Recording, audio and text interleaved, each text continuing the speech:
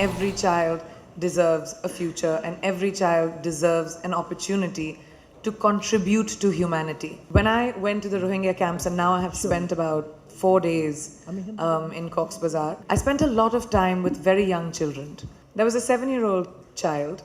They were all sitting and drawing. So I went and asked, "Can I see some of your drawings?" So I picked up the drawing book and I was looking back at the drawings that he had done before. When they arrived into Cox's Bazar, which was about August, September last year, when the big influx of refugees from Myanmar came into Bangladesh, and all his drawings were children playing soccer on a football field and helicopters spraying bullets at them, rocket launchers, and these are 5-6-year-old children, rocket launchers being launched at their homes, heads lying separate, bodies lying separate, hands lying separate.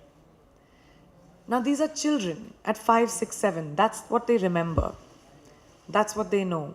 And I really, really have to applaud the government of Bangladesh, who has opened up their borders and allowed so many refugees to come in. Almost 1 million people that Bangladesh has allowed inside, just because of humanity.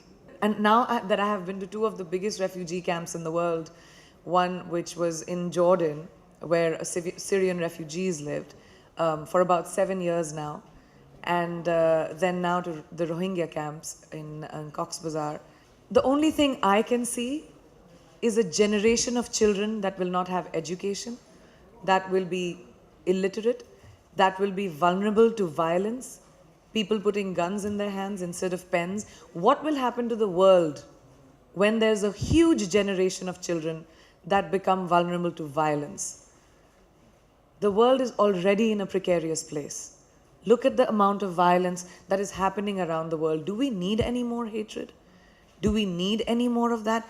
The message that I want to take from these camps is that refugee children are the world's responsibility, because they don't have anywhere to go. They don't have anything to call their own. But if we lose these children, then whatever happens to the world is on us. If something like this happened to our children, which is possible, countries are being bombed, people are being killed for no reason. If that happened to your children, will you want someone to help them? That's the same question. A child is a child. It doesn't matter where they come from, where they're going, what their parents did, what their religion is, which country they come from. A child is a child, and every child born onto this earth is the responsibility of the globe. Think about our future and the future of our children through the eyes of these kids.